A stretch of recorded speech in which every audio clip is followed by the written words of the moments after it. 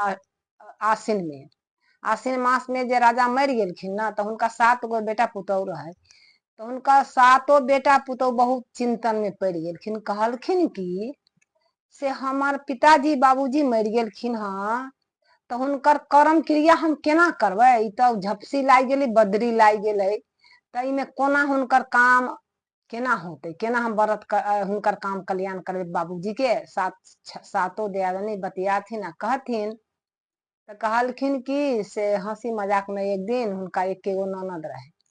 तो 7 दियादनी जे बैसल रहथिन ना, तो नंदो रहथिन साथ में बैठल। तो हंसी मजाक में कहलखिन कि जे हे सूरज नारायण, अगर जे धूप उग जाते, उग जाए धूप, हमारा बाबूजी के पिताजी के काम कल्याण भ जाते कर्म क्रिया, तो हम अही ननद से, अही सती ननद से भटराए से हाँ के हम शादी कर दे।